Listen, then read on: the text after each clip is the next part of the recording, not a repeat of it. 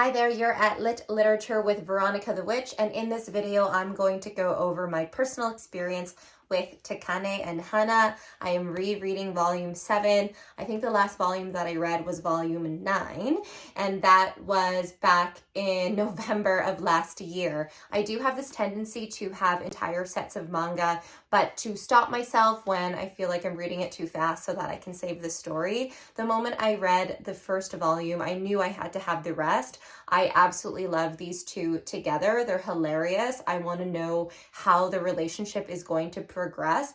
Yes, there is a little bit of a predictable plot. He's a rich guy, he's a CEO, and she's a high schooler, although she looks a little bit more mature than that, and she is more mature than that. I feel she has the mentality of a young 23-year-old woman. He's 28, and he also is the CEO of the company that her father works at, which is kind of funny.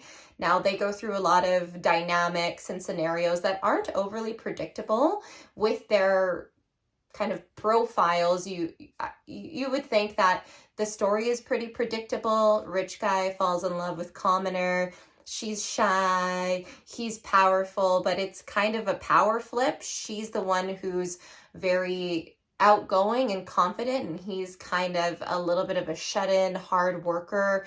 He comes off very, very arrogant, and sometimes I just want to strangle him, but he also softens up here and there, and she's always challenging him to be a little bit more with the times or reality. She's kind of hip and with it. He's kind of just, she always calls him an old guy, even though he's not that old. He's 28. And normally I wouldn't like this big of an age gap. I'm not really into the, young love interests where they look kind of Lolita or Shotokan or any of that. I'm really not into any of that. But she does come off very mature, and she isn't drawn overly young looking. Now, I don't want to show you all the manga covers because I don't want to ruin any of the plot, but each of the manga covers has a different color at the binding, which I think is really cool. And so far, 9 volumes in, I'm still laughing. I'm still turning each page. You can have a lot of shoujo manga, and there can be overlapping personalities and plots and story arcs. But in every single volume that I've read so far, and in each chapter, there are many scenarios that I haven't read before. He's a businessman, and she's in high school. So she has her high school friends, she has her high school situations, and he's kind of trying to meddle in there somehow and be a part of it, but he's kind of antisocial. He doesn't have a lot of friends. Now, there is a token Italian guy. I don't know why there's always some token Italian or token French guy in manga, but he does have a token Italian best friend, Nicola Luciano, and he's really cool. I really like his personality. There isn't too much side story, but there's a little bit of side story between like him and one of her friends. Not sure if that's going to develop any further. So she does have these 3 high school really good friends, and she does have this male high school friend that she grew up with, a childhood friend basically.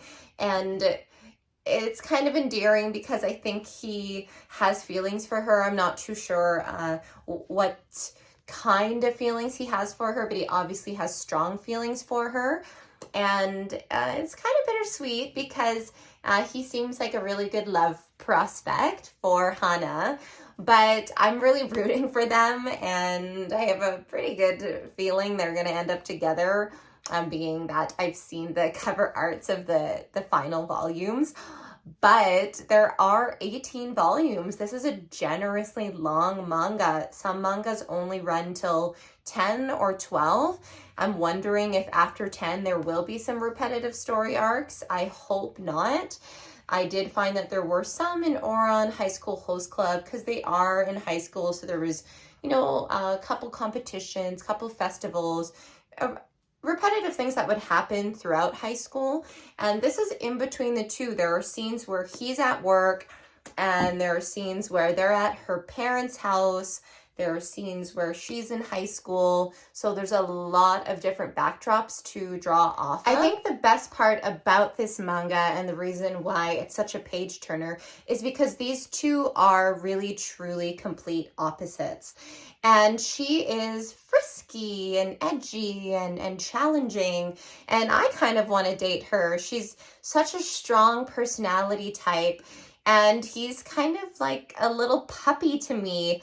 He's insecure for his age, and you know, he has all this wealth and power, but he doesn't really know what to do with it. Spoiler alert, he's somewhat of an orphan. She's got the family dynamic. So he truly has some life lessons that he's learning through the eyes of this young and charming woman. And she's so charming. He's always throwing money at her and buying her kind of these ridiculous gifts that she has nothing to do with, but she's still a teenage girl. And although she comes off so mature and so confident, there are moments where she's just totally a teenage girl. And it's kind of a Cinderella type story. Not that she's, you know, poor in any way or needs saving from her wicked sisters.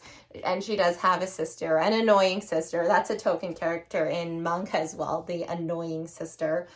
But how they first met, the premise of the story really, and it's on the back of all the books, is her sister was set up for an arranged marriage meeting with him. She didn't want to go.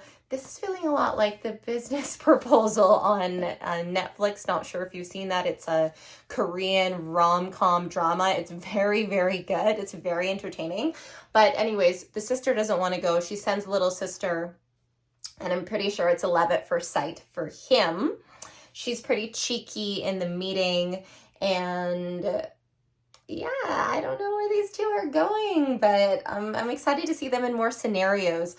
There are great outfits too. The last thing that I'll mention, because he has money, he often, when he goes on trips, brings her back some sort of dress or outfit. And if you've seen the other stuff on my channel, I love fashion. So he puts her in these really cultural, fashionable dresses for their date nights.